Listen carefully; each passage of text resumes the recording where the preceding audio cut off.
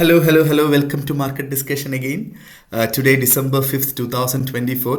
ഇപ്പം ഈ ഒരു രണ്ടാമത്തെ മാർക്കറ്റ് ഡിസ്കഷൻ വെച്ചതിൻ്റെ റീസൺ എന്താ വെച്ചാൽ ഒരു ക്വിക്കായിട്ടൊരു അപ്ഡേറ്റ് തരാനായിട്ടാണ്. വേറെ ഒന്നുമല്ല, നമുക്ക് അടുത്ത ആഴ്ച വീണ്ടും നമ്മളെ ഒരു പുതിയ ബാച്ച് സ്റ്റാർട്ട് ചെയ്യാണ്. കഴിഞ്ഞ ആഴ്ച ബാച്ച് സ്റ്റാർട്ട് ചെയ്ത ബാച്ചിലുള്ള എല്ലാ ആൾക്കാരും വളരെ നല്ല രീതിയിൽ ആ ഒരു കോഴ്സ് കംപ്ലീറ്റ് ചെയ്തു. ഓക്കെ, സോ അടുത്ത തിങ്കളാഴ്ച വീണ്ടും അടുത്ത ബാച്ച് സ്റ്റാർട്ട് ചെയ്യാണ്. രജിസ്ട്രേഷൻ സ്റ്റാർട്ട് ചെയ്ത് കഴിഞ്ഞു. അപ്പോൾ നമ്മുടെ ആ ഒരു ഫോറക്സ് ട്രേഡിംഗ് ക്ലാസ്സിൻ്റെ പ്രത്യേകത എന്താ വെച്ചാൽ ഇത് ഫ്രീ ആയിട്ടുള്ളൊരു ഫോറക്സ് ട്രേഡിംഗ് ക്ലാസ് ആണ്. 2 ആഴ്ച ഫുൾ ഫ്രീ ഓഫ് കോസ്റ്റ് ആയിരിക്കും. ഇപ്പം ഒരു ജോലിക്ക് പോകുന്ന ആൾക്കാർക്കാണെങ്കിലും അല്ലെങ്കിൽ വേറെ എന്തെങ്കിലും ബിസിനസ് ചെയ്യുന്ന ആൾക്കാർക്കാണെങ്കിലും വെറും 5 മിനിറ്റ് മാത്രം മാർക്കറ്റിൽ സ്പെൻഡ് ചെയ്തുകൊണ്ട് എങ്ങനെ നമുക്ക് ട്രേഡ് ചെയ്യാം എന്നുള്ളൊരു കാര്യമായിരിക്കും നമ്മൾ പഠിപ്പിച്ചു തരുന്നത്. അപ്പോൾ അടുത്ത തിങ്കളാഴ്ച ആയിരിക്കും ഇത് ക്ലാസ് സ്റ്റാർട്ട് ചെയ്യുന്നത്.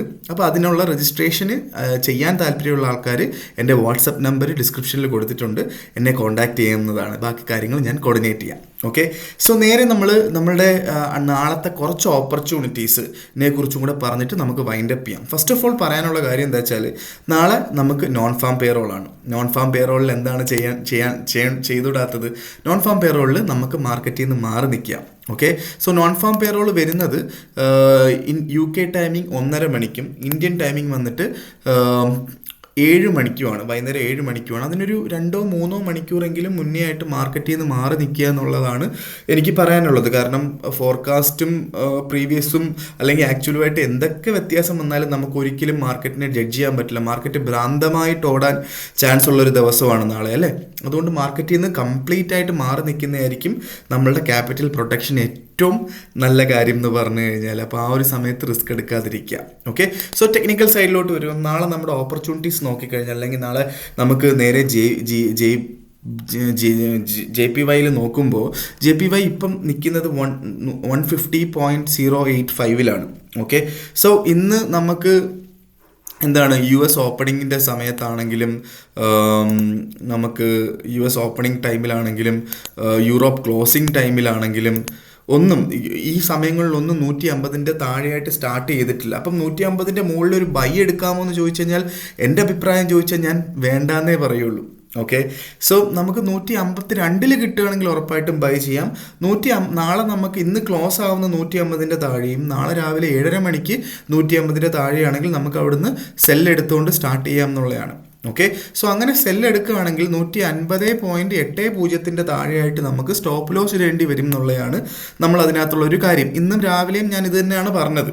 ഓക്കെ, നേരെ നമ്മൾ യൂറോയിലോട്ട് വരുമ്പം യൂറോ നമ്മൾ ഇന്ന് രാവിലെ പറഞ്ഞിട്ടുണ്ടായിരുന്നു 1.0500 അടുത്ത് കിട്ടിക്കഴിഞ്ഞാൽ നമുക്ക് ബൈ ചെയ്യാമെന്ന് പറഞ്ഞിട്ടുണ്ടായിരുന്നു 2 മാർക്കറ്റ് ഓപ്പണിങ്സിന്. അപ്പം ഇന്ന് രാവിലെ യൂറോപ്പ് ഓപ്പൺ ആയപ്പോഴും ഏഷ്യ ക്ലോസ് ആയ സമയത്തും 1.0500 മുകളിലായിട്ടായിരുന്നു മാർക്കറ്റ്. ബൈ എടുത്തിട്ടുള്ള എല്ലാവരും തന്നെ ഓൾമോസ്റ്റ് ഒരു 60 പിപ്പോളം പ്രോഫിറ്റിലാണ്. പ്രോഫിറ്റ് എടുത്ത് മാറുക എന്നുള്ളതാണ് എനിക്ക് നിങ്ങളുടെ അടുത്ത് പറയാനുള്ളത്. കാരണം 1.0600 വീണ്ടും മാർക്കറ്റ് റെസിസ്റ്റ് ചെയ്ത് താഴോട്ട് പോകാനുള്ള പോസിബിലിറ്റി ഉണ്ട്. അപ്പോൾ അതുകൊണ്ടിട്ട് വീണ്ടും നമ്മൾ നാളെ രാവിലെ നമുക്ക് അല്ലെങ്കിൽ നാളെ രാവിലെ ഏഷ്യ ഓപ്പണിങ്ങിന് നമുക്ക് കിട്ടുമെന്ന് അറിയില്ല. പക്ഷേ യൂറോപ്പ് ഓപ്പണിങ്ങിന് നമുക്ക് 1.0500 അടുത്ത് കിട്ടുകയാണെങ്കിൽ വീണ്ടും നമുക്ക് ബൈ ചെയ്ത് സ്റ്റാർട്ട് ചെയ്യാന്നുള്ളതാണ്. ഓക്കെ, സോറി, നമ്മൾ GBPയിലോട്ട് വരുമ്പം GBPയിൽ നമ്മൾ രാവിലെ പറഞ്ഞിട്ടുണ്ടായിരുന്നു നമുക്ക് ഓൾമോസ്റ്റ് ഏഷ്യ മീൻസ് യൂറോപ്പ് ഓപ്പണായ ക്യാൻഡിൽ ഇതായിരുന്നു 1.2700 മുകളിലായിരുന്നു. ഏഷ്യ ഓപ്പണായ സമയത്തും ഏഷ്യ ക്ലോസ് ആയ സമയത്ത് 1.2700 മുകളിലായിരുന്നു. 1.2700 അടുത്തായിട്ട് ഈ ഒരു സ്ഥലത്തൊക്കെ വെച്ചിട്ട് ബൈ ചെയ്തിട്ടുള്ള ആൾക്കാരും ഓൾമോസ്റ്റ് ഒരു 60 പിപ്പോളം അല്ലെങ്കിൽ ഒരു 50 പിപ്പോളം പ്രോഫിറ്റിലാണ്. അല്ലെങ്കിൽ അവർക്ക് ഓൾമോസ്റ്റ് ഒരു 60 പിപ്പ് വരെ പ്രോഫിറ്റ് കിട്ടിയിട്ടുണ്ട്, 70 പിപ്സ് വരെ പ്രോഫിറ്റ് കിട്ടിയിട്ടുണ്ട്. ആ പ്രോഫിറ്റ് എടുത്ത് മാറുക എന്നുള്ളതാണ്. കാരണം നാളെ നോൺ ഫാം പേറോൾ ഡേ ആയതുകൊണ്ടിട്ട്. പക്ഷെ നേരെ മറിച്ച് നാളെ നമുക്ക് രാവിലെ ഇന്ത്യൻ ടൈമിങ്ങിന് 7:30 മണിക്ക് രാവിലെ 1.2720 അടുത്ത് കിട്ടിക്കഴിഞ്ഞാൽ ഉറപ്പായിട്ട് നമുക്ക് വീണ്ടും ബൈ ചെയ്ത് സ്റ്റാർട്ട് ചെയ്യാം എന്നുള്ളതാണ്. പക്ഷെ നമുക്ക് എന്താ പറയുക, നോൺ ഫാം പേറോളിന് മുന്നേ ആയിട്ട് 2 മണിക്കൂർ മുന്നേ ആയിട്ടെങ്കിലും മാർക്കറ്റിൽ നിന്ന് പ്രോഫിറ്റ് എടുത്ത് മാറുക അല്ലെങ്കിൽ ലോസിലാണെങ്കിൽ ലോസ് എടുത്ത് മാറുക എന്നുള്ളതാണ് എനിക്ക് GBPയിൽ പറയാനുള്ള കാര്യം. ഓക്കെ, സോ നേരെ നമ്മുടെ ഗോൾഡിലോട്ട് വരുമ്പം ഗോൾഡ് നമ്മൾ റേഞ്ച് ബ്രേക്ക് ചെയ്തിട്ടൊന്നുമില്ല. റേഞ്ച് 2630 to 2665 തന്നെയാണ് ഇന്ന് മാർക്കറ്റ് ഇപ്പം ക്ലോസ് ചെയ്യുന്നതും 2631-30ൻ്റെ മുകളിലായിരിക്കാനാണ് മോസ്റ്റ് പോസിബിൾ ആയിട്ടുള്ളൊരു കാര്യം എന്ന് പറഞ്ഞാൽ. അങ്ങനെ 2630ൻ്റെ മുകളിലായിട്ട് ഓപ്പണായി നാളെ രാവിലെ ഇന്ത്യൻ ടൈമിംഗ് 7:30 മണിക്കും 2630ൻ്റെ മുകളിൽ തന്നെ ആണെങ്കിൽ ഉറപ്പായിട്ട് നമുക്ക് അവിടെ നിന്ന് ഒരു ബൈ ചെയ്ത് സ്റ്റാർട്ട് ചെയ്യാം എന്നുള്ളതാണ് ഗോൾഡിലുള്ളൊരു കാര്യം.